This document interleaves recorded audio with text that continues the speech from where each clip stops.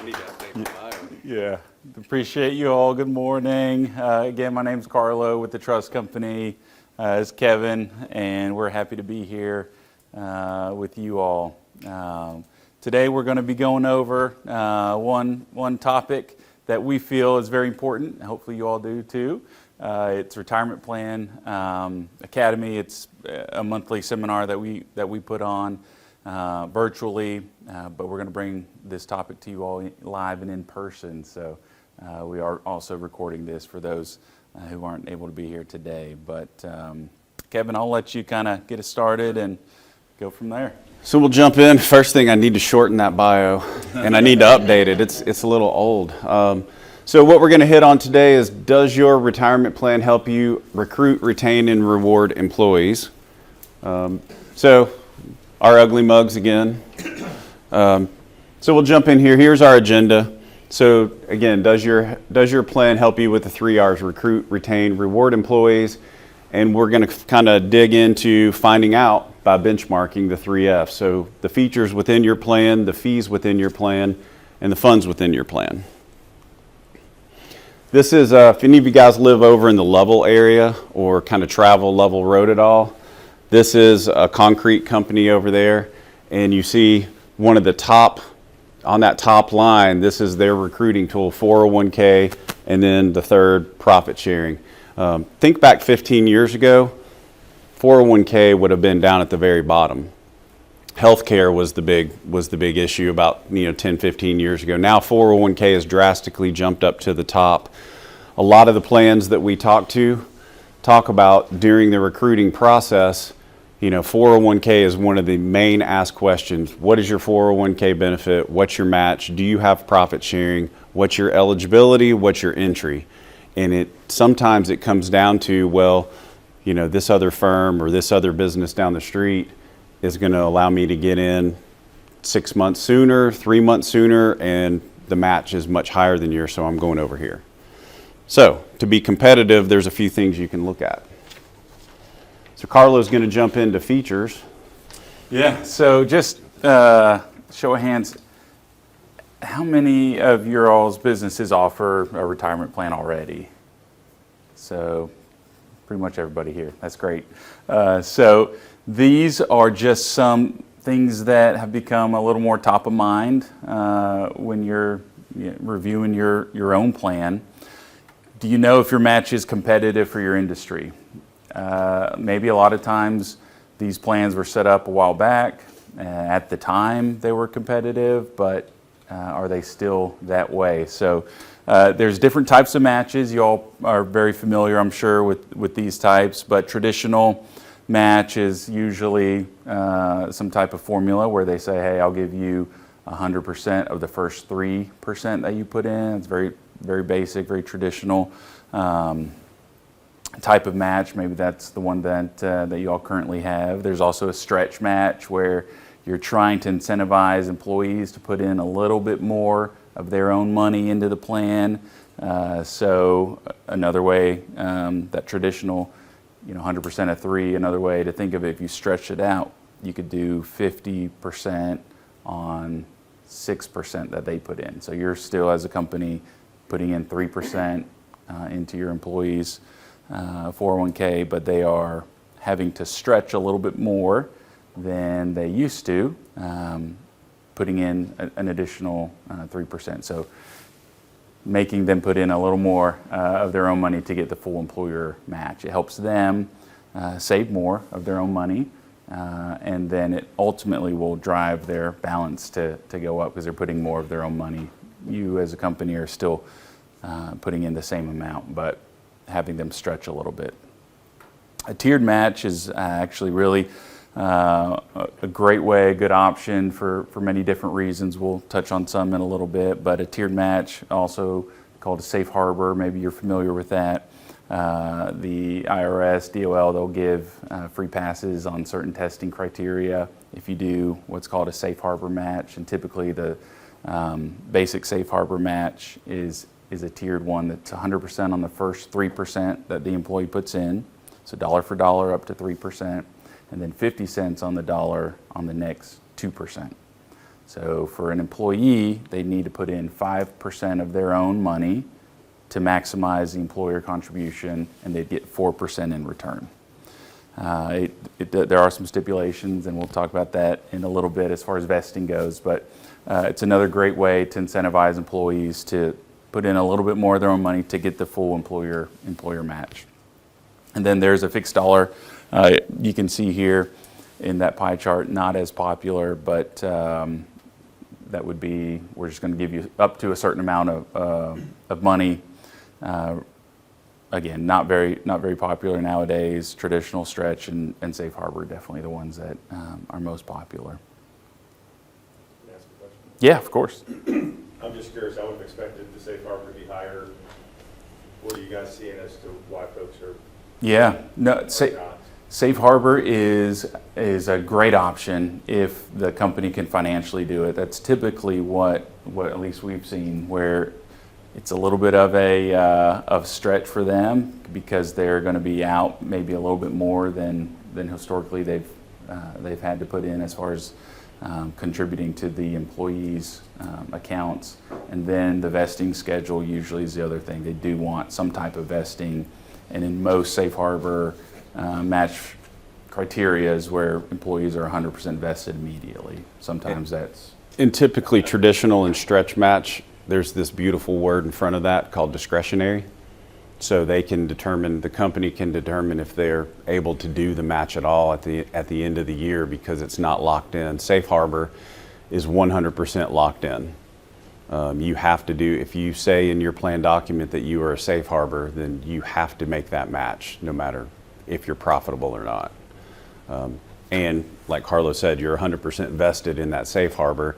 In traditional and stretch, you have vesting periods as well, or can have vesting periods. It's all up to the company. Yeah. Great question. And that safe harbor, as far as like what you have to set the match at, so like if you... No, there's three, well, there's actually four, but one's not popular. There's three very specific safe harbors, only two match though. So you have the basic safe harbor match, that's the tiered, the 50%, or 100% of the first three, 50% of the next two. And then you have the enhanced safe harbor match, which is if you put in 4%, then the company matches you 4%. But you have to set what that percentage is at That, January those 1. are the two set matches, period. Those are the DOL IRS set safe harbor matches. Now there is a safe harbor, what's called a safe harbor non-elective. It's not a match. It's you give 100%, or you give 3% to everybody, to 100% of your employee base, no matter if they put money in or not. The match scenarios, you have to put money in before your employer puts money in. Yeah. So. But it does have to be implemented usually, at least by January 1.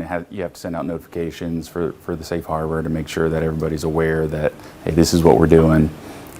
So there's a little more complexity to it, but again, it does give the employer free passes on several of the testing that goes on. So it's a little more in the weeds, but definitely something to consider if you ever run into testing issues. It's typically for a company too that the owner or owners, or what we call HCEs, highly compensated employees, are looking to be able to put 100% of the limit in without any fear of what's called a corrective distribution.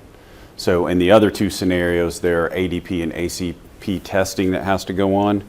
And if the people who make the HCEs, if there's a disparity of more than 2% between what the HCEs and the non-HCEs are putting in the plan, then there's corrective distributions that have to be issued out to the HCEs, which that's getting really weedy, but the HCEs typically don't want that money back because then they're taxed on it and they don't like that. Mm-hmm. So, you got a question? I did. When you said it was popular, for whom? The employer or the employee? Which one? The safe harbor was more popular than the traditional, and you said it was the most popular, but I wanted to know for who? The employer or the employee? Well, safe harbor is going to be more popular for the employer. Right, that's what I assumed. Yeah, for those highly comped folks. So typically you see safe harbors in plans typically more white collar. Now there are some blue collar, manufacturing facilities that are smaller, that are doing really well, that have implemented Safe Harbor and actually stacked profit sharing on top of that. So it just depends on your employee base. Good questions. Yeah.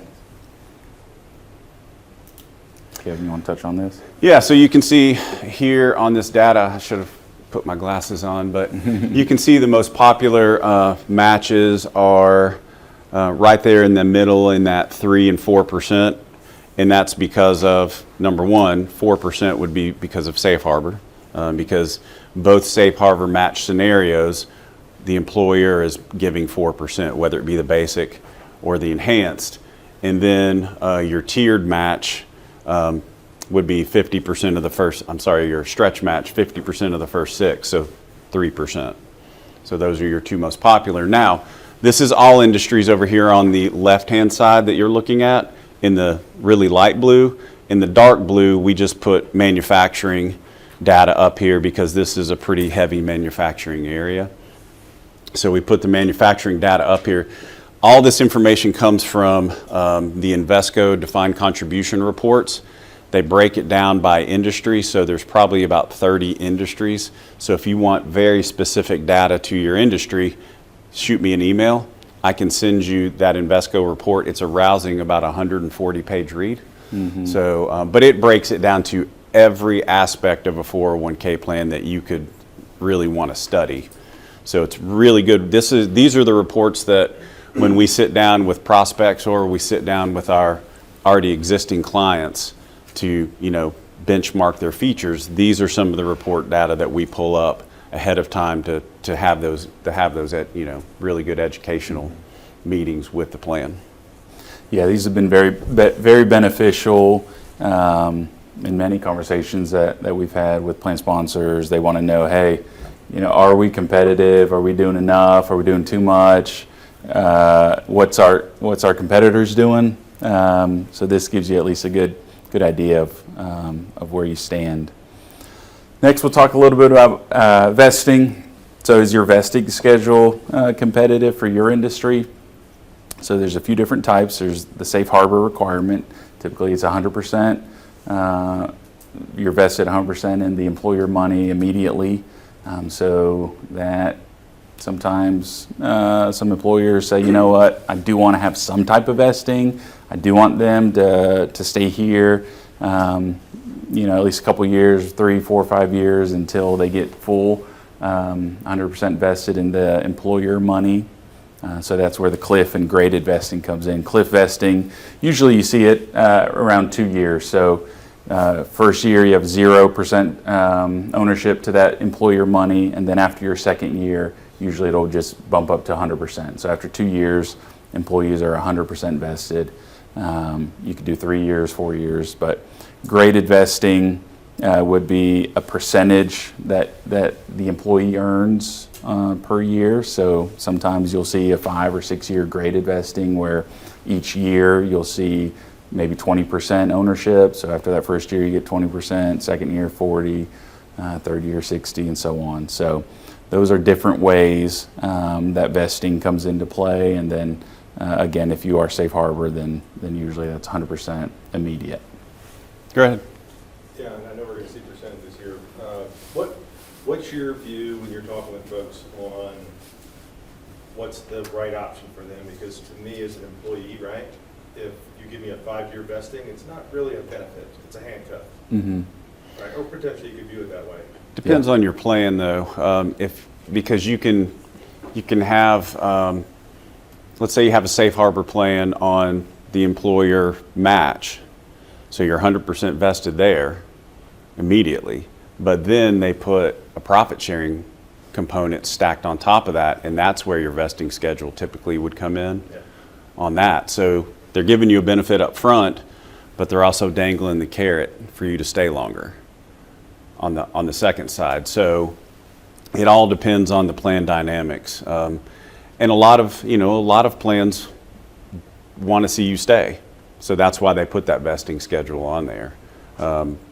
So it all depends on the mindset of the employer when we sit down to talk about how are we going to design your plan. Yeah. Yes, if you get a longer-term vesting on the 401K, you may,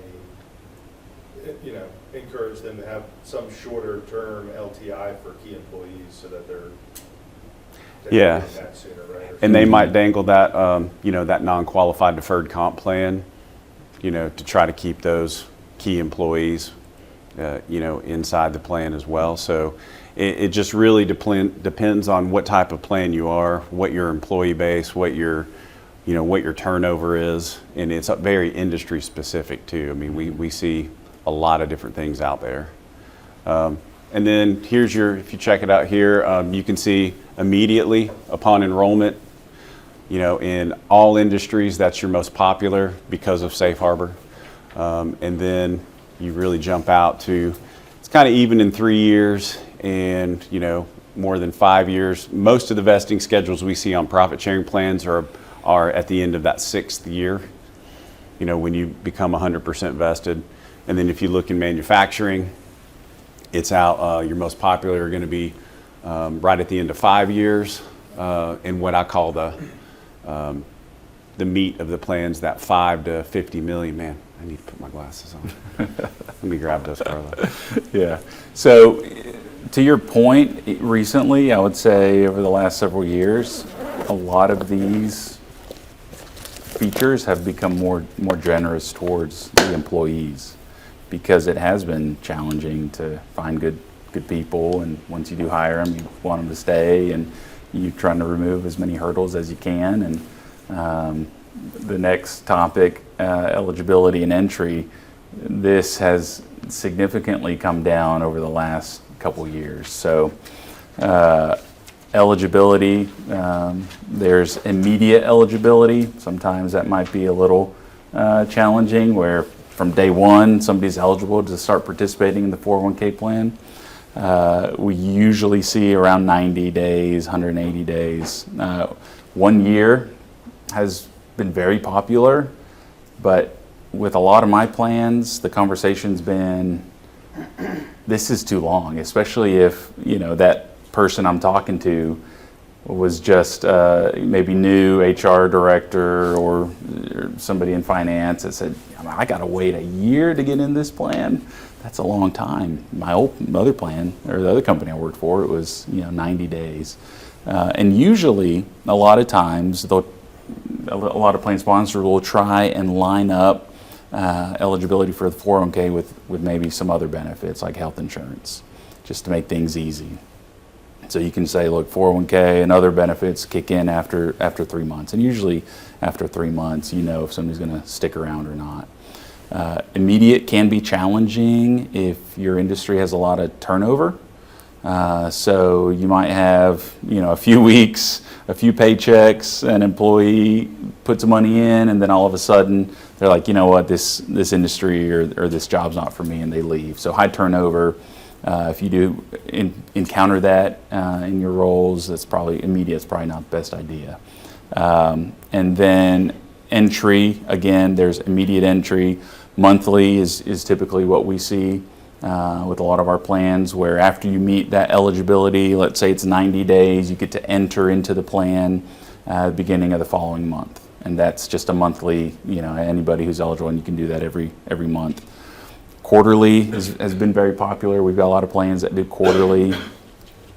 Semi-annual, that again, with the plans that still have that, the conversation's been, this eligibility, if you have a 1 year eligibility and a semi-annual entry, you might be a year and a half before you actually get into the plan.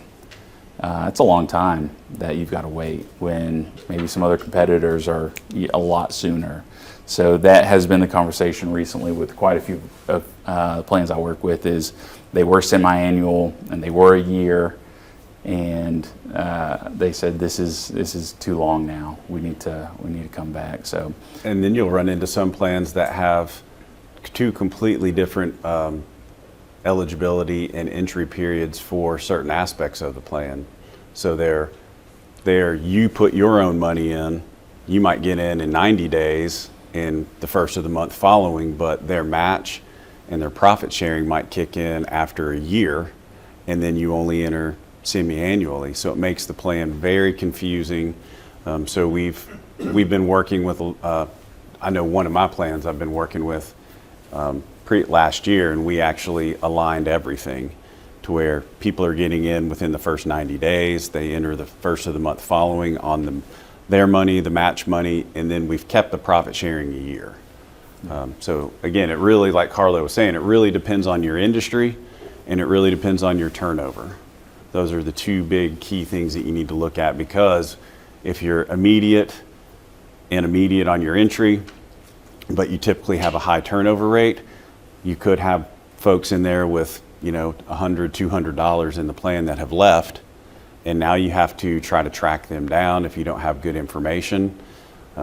So they can have these small balances hanging out in your plan, and then after a certain amount of time, those small balances can get sheeted over to the state of Tennessee, but that's kind of a process as well. And now what we do is we have, if somebody terminates, you're below $5,000, then we try to send a letter. If we get no response after 30 days, then we push them out into an IRA in their name with a different trust company. So it cleans up your books, especially if you're a plan that's on the cusp of audit, then that's a really big issue. And here's the, Yeah, and here are your stats that you can see.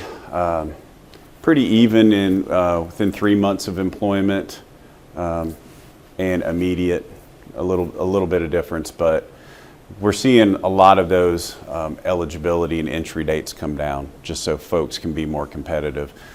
Still, some of your professional groups, doctors, lawyers, engineering firms, they're still sticking with a longer window, but your more competitive manufacturing groups are shortening that down to have that benefit to really be a driver for recruiting purposes.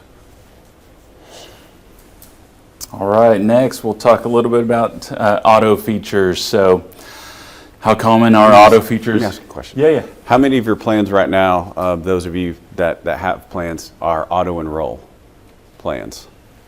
And then how many of your plans have auto escalation as well? That's good. So auto enrollment, what is auto enrollment? So the other groups have, there has to be some type of positive election. So your employee has to probably fill a form out to say, yes, I would like to enroll into this plan. So it's on them. They have the responsibility to either find the form or log in online to do that, and pick their investments, pick how much they want coming out of their paycheck. So those are sometimes hurdles to where an employee, if they have to do something, just like with my kids, if I tell them to do something, and if it's challenging, they might not do it right away. They're going to put it off, delay, like, oh, man, I got to find that form. I got to go download it off the website or the portal, or I need to log in. And then once they do that, they look at the form and they have to pick investments. A lot of times, employees just don't know a lot about investments. They don't know what the right choices are. They don't know if this fund's better than the other fund. They don't know what might be age appropriate for them. So it gets to be overwhelming. And then they're like, how much do I need to put in? What's the match? How's it work? So all that leads to people just not doing it. They get overwhelmed and they just say, I don't know what the right answer is, so I'm just not going to do anything. So the auto enrollment uses those, that kind of in reverse. So we're going to go ahead and automatically enroll employees after they meet eligibility and they can enter into the plan. Once they meet that, they're automatically going to be enrolled into the plan unless they opt out.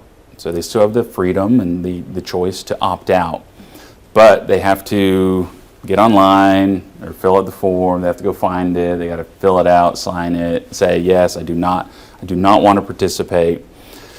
Get you the form back. So a lot of times those hurdles prevent them from signing themselves out of the plan.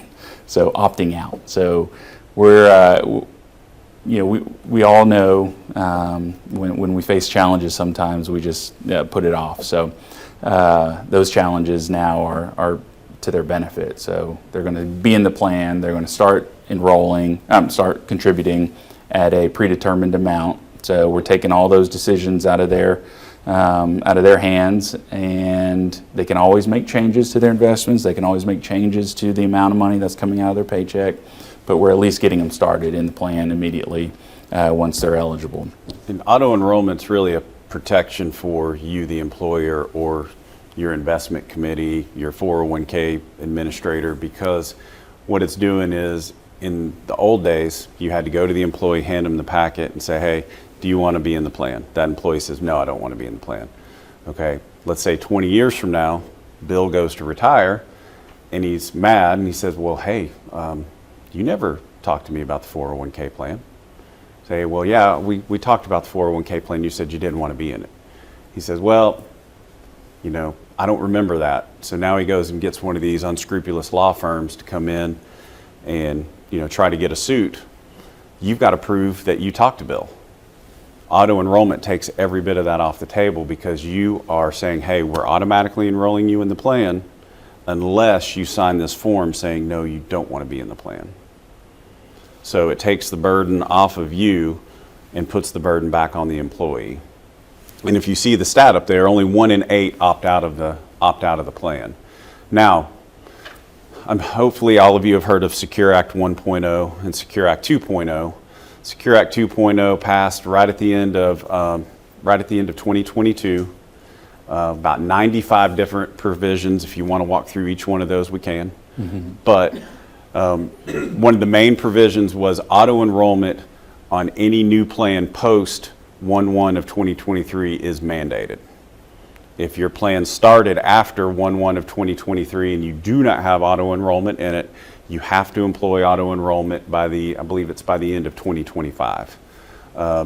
So auto enrollment is here to stay. It's gaining popularity, as you'll see on one of the slides. Auto escalation. I'm not going to say. Oh, auto escalation. So this is another great feature where on a predetermined date, everybody in the plan would have their deferrals increase by 1 or 2% typically, unless that participant opts out. And then it would be capped at a certain amount. So, for example, let's say you are auto-enrolled at 5%, and then every year after that, it's going to go up 1% until you get to 10% deferrals. That's a way to think of it. It's pretty popular. Chrissy, curious, what's your auto escalation at? It's 1%. We try to really talk to the folks about that too, as far as so we always offer cost of living increase, and you're not gonna feel that by doing that 1%, because you're also going to get a couple percentage increase in your cost of living. So why not take care of future you? Yeah. So, where do you cap it at? Is it 10? it's at 5%. Okay. So Starts at 3, caps at 5. perfect. And we always say too, on auto enrollment, if you're safe harbor, and your basic safe harbor, so somebody has to put 5 to get 4, auto enroll at 5. If you auto enroll at 3, then that's kind of a reason for the DOL to look at your plan and say, okay, hold on, you aren't incentivizing your employees to take advantage of the full match. What else are you not doing? And when the DOL comes in, let's say they get a report, some employee calls and says, hey, this plan's not going right. They're going to send people down to audit that plan. They're not just going to audit that one plan. They're going to pull a random sample from the geographical area and just pull a random audit. So that is the worst audit you will ever go through. An IRS audit is 10 times better on your plan than a DOL audit. A DOL audit's typically 5 to 6 pages front and back of requests. An IRS audit's about 1 page. So don't give the DOL a reason to open the door on your plan. Carla? Yeah, so here's some of the stats on the auto enrollment. Manufacturing, a little bit more popular to not have it. Again, it's probably because of the workforce and they know their employees, but overall, all industries, it's pretty much split 50-50. But again, new plans will have to be auto enroll. That's how much the Department of Labor really feels passionate about it. We really push that voluntary auto enroll too, for them to go past that percentage and. Yeah. Correct. We really try to push people to try to go to that 10%. Yeah. Well, we say you should be putting in 10 to 15% of your own pay, into your 401k to keep up with where you're living today in retirement. So most folks in their head go, well, hold on, if my company's matching 3 or my company's matching 4, then that's all I need to put in. But you need to go above and beyond that. So I tell folks, if you don't have auto escalate, every time you get a raise, put 1% in the plan and put that other percent or that other 2% in your pocket. Yeah. But always get that, extra percent into the plan until you get in that comfort of 10, really 12 to 15%. Once you get there, then you don't have to go up. You can go up, but you're in that zone that we think is a good target to help you get into a successful retirement. And then next is the auto escalate. Not nearly as popular. Yeah. So you see, it's no is about 52% compared to the yeses up there. It's gaining popularity, but it's still a lot of plans still look at having both auto escalate or auto enrollment and auto escalate is very paternalistic.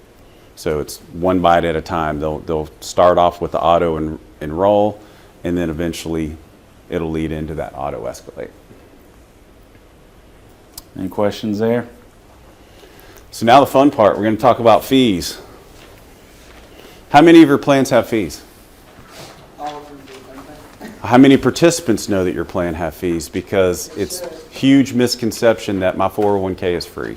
No, it's a percentage of the, we're learning. Yeah. We're learning. Yeah, so yes, every plan has fees. It all depends on how the fees are broken down and are they transparent? And are the employees aware of what they're paying for and what they're not paying for? And are the owners or the plan sponsors aware that they can absorb most of the fees and it's actually a business write-off if they absorb most of those fees? The only fee they can't absorb are the fund costs. Each participant bears their own fund cost. But the record keeping, administration, and advisory fees can be pushed off to the employer, or they can be partially pushed off to the employer and shared by the employee as well. So, why do you need to consider fees?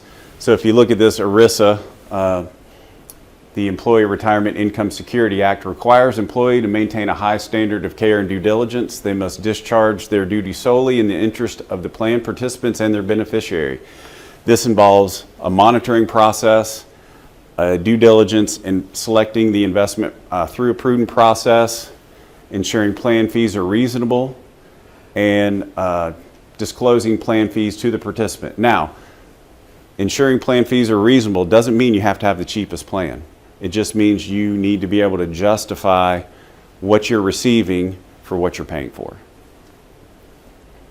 So it doesn't mean just because your brother-in-law is an advisor and he's charging a lot, it doesn't mean, you can't use him, but you just have to be able to justify why you're using him and why his fees are potentially more than other fees out there. So this is the famous shark fin slide put out by American Funds. If you read down here at the bottom, so this is somebody starting with a zero balance at age 25, salary of $40,000, 3% annual growth, annual contributions of 10%. They're going to retire at 65. Returns before 65 have been about 5.5% net of baseline fees. Returns after 65 are 3.5%. Withdraw of 50% of ending salary, which equals about $65,000. So you see this person works until they're roughly about 67. They have about, let's call it $900,000 in their account. If a prudent process is followed and they could reduce the fees over that time by 50 basis points, by 0.5%, you see that they get an additional 5 years of retirement income. So they get an additional $106,000 into their plan with a 50 basis point or 0.5% savings over that time. Then, if they could go even further and get a 1% reduction in fees, you see that jumps that up to, about 1.2 million, so an additional 13 years of retirement income. So this is the importance of benchmarking your plan every year for fees. And we'll show you some different benchmarking tools here. This is one tool that we have used in the past. This is a fictitious plan that we put through the parameters, but you see total fees up at the top, and then you see each of the different fees broken down: investment management, custody, record keeping, advisor, communication, education, all that kind of good stuff. And you see where they fall. So blue is low cost, green is average cost, and yellow is very high cost. And you can see this plan fits, pretty well in the green area, one section in the blue. We also use another benchmarking tool through a group called RPEG, and we can actually really dial it down to your plan specific. So your asset ranges and your employee range, and then we can get a grouping of how many plans have requested benchmarking information or blind bids from some of the major providers, and we can package it up and show you, okay, where you fit. Do you have a low cost, an average cost, or a high cost plan? And then we need to look at the funds as well. So, look at your investments. How many funds are appropriate? In the past, it's kind of gone through this evolution of plans had a very small amount of investments, maybe 5 or 6 different choices. And as mutual funds have evolved and more mutual funds have come onto the market, plans started offering a lot more. I've seen a couple plans in previous life, probably about 6, 7, 8 years ago, that had over 100 different funds to choose from. So how does an employee, how does Bill, who doesn't care about investments, doesn't want to know about investments, how does he go in and pick, before the advent of the target date fund, how does he go in and pick, which large cap value, which large cap growth, which blend, which small, which international, which emerging market, what bond fund? How does he pick that and package it up? Well, most folks just start looking at returns, and they chase returns, which typically leads to bad investment choices. So, again, we offer about 26 different choices within most of the plans that we monitor. We think about 25 to 30 funds is prudent. Just depends. Most folks will get paralysis by analysis, so they don't make any choice at all.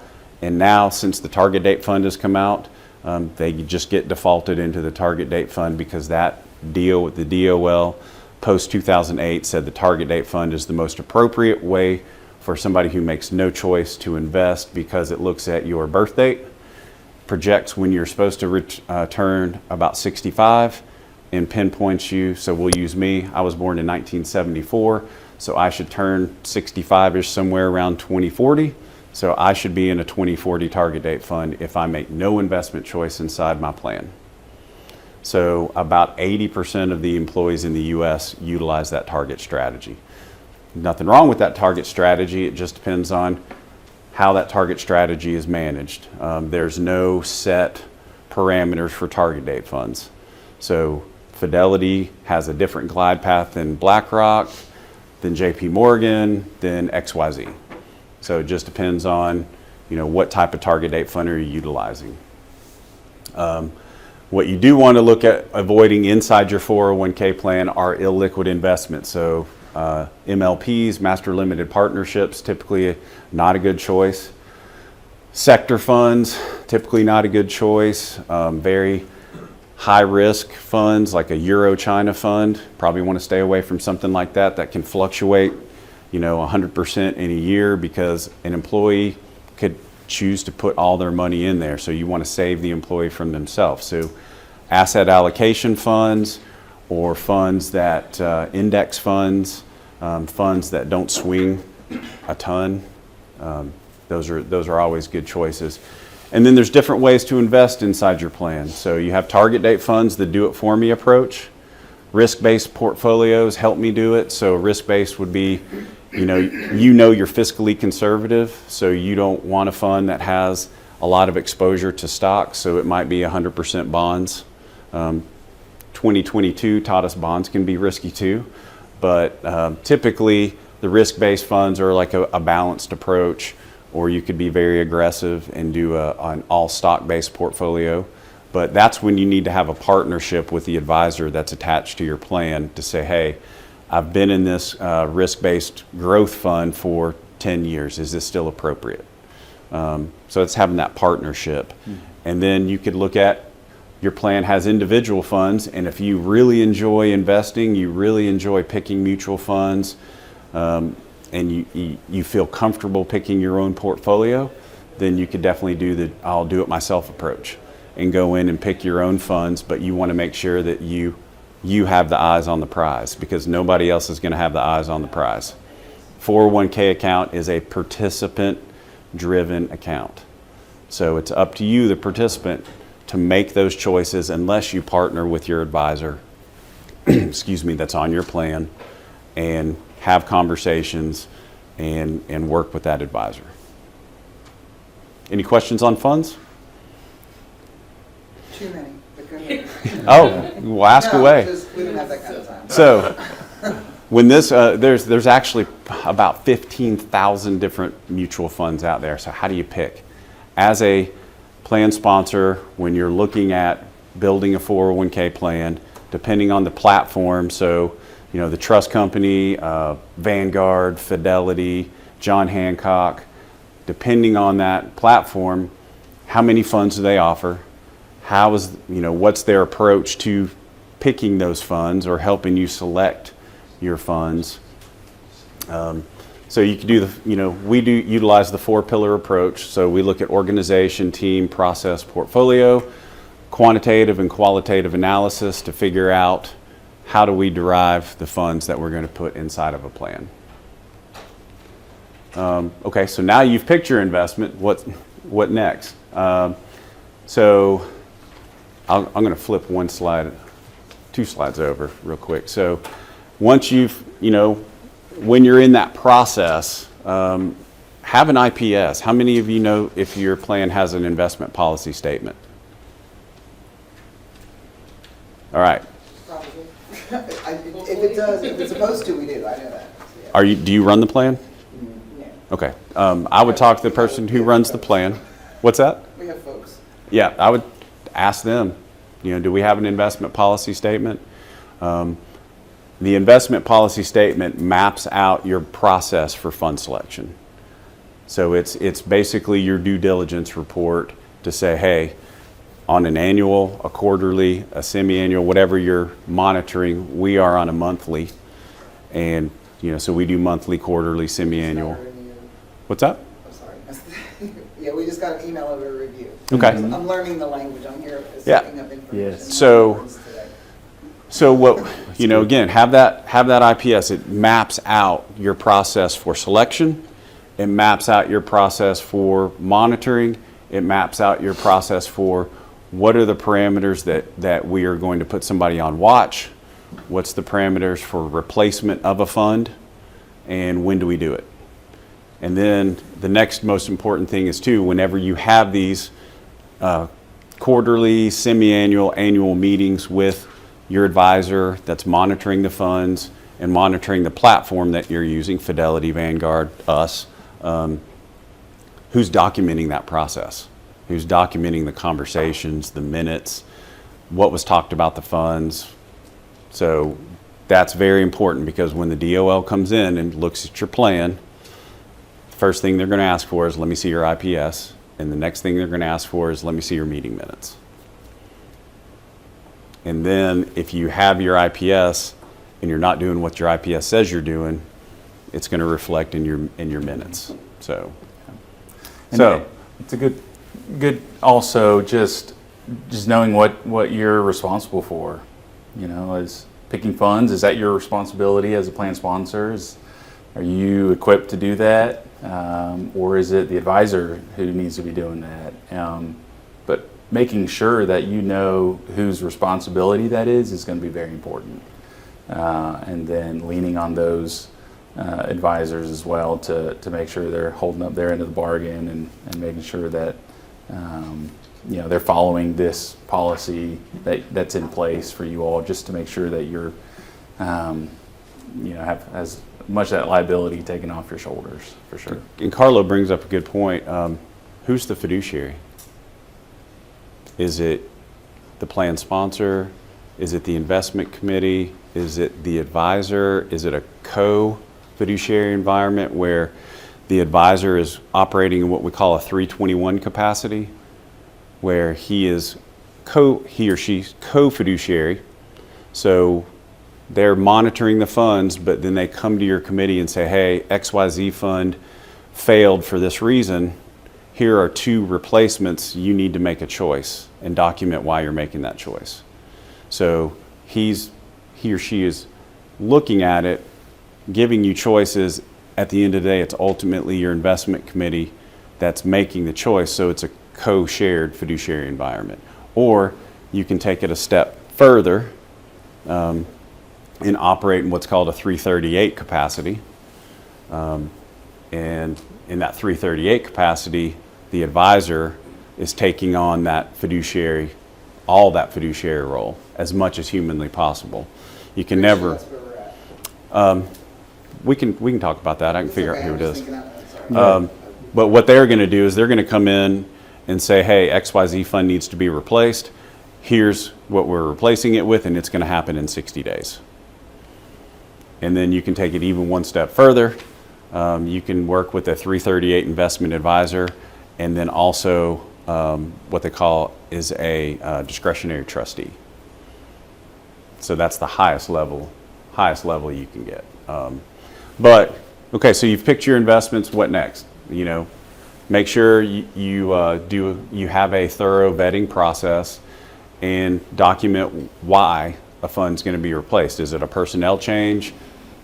Consistent underperformance for X amount of quarters, change in fundamental strategy. They say that they are a top-down, but they've changed to a bottom-up strategy, or they say that they're a large cap growth, but now they've changed to a large blend, or organizational instability. Just the investment company itself doesn't look very good. Big one was when that I can think of is when Bill Gross left PIMCO, the company he founded, ousted him back in 2000, maybe 2010, 2011. Largest bond fund in the world at that time. The very next day, they bled out, like billions of dollars. And so he went to a competitor and started another bond fund, and everybody jumped to that new bond fund because he was the brainchild behind it. So that was a big, every plan I can remember started shuffling that fund out immediately. So make sure you're following your process, make sure you're documenting, and just remember, managers will underperform. Just because a fund underperformed for 1 year, that's not a reason to kick it out. But make sure your process is there, and make sure you document. That's the biggest thing I can hammer in right now. Mm-hmm. So a lot of folks will be like, okay, hold on, why do fees and funds, how does that help me recruit, retain, and reward? If your fees, if you have the right features, you've got your entries, your eligibility and your entry set to where you can get people in. But let's say your plan pushes all the fees back over to the employee and you've got a really bad match. How does that help you? How does that help keep an employee? If your plan pushes all the fees off, you have an okay match, but they push all the fees off, well then that might be all right. But if you're hitting on all cylinders, you make sure your entry, your eligibility gets people in, you're monitoring to make sure you have the best funds out there, or the most appropriate funds, make it very easy for somebody to get access to those investments. And then you're monitoring those fees and making sure your fees are very competitive. then that's the basis for a great plan. We see a lot of plans fail that are startups because they want to get this plan off, they think it's a great idea, but they don't want to pay anything for it. The employer's like, nope, I'm pushing everything to the employee, then it's destined for failure. So, just know that the company can pay for those fees. It just needs to make sure that they're solvent enough to pay for the fees. So there's a lot of different things you can look at on a plan. Not a sales pitch, but we're happy to help you look at your plan, review your plan. We're very objective. Hey, if you've got a great plan, you've got a great plan. Keep on doing what you're doing. But it's always good to put a second set of eyes on it, just so you know. So feel free to reach out with any questions, and if there's any other questions, let us know. And if you do want those industry reports, just reach out. I think it's important to also know, are you competitive amongst your competition? So employees, when they're looking at coming on board, they might have a few options out there. Just knowing that your plan's in good shape and you're competitive with your competition out there is also important. So we'd be happy to chat through that with you all as well. Thanks. All right. Yeah, appreciate you all. Thanks.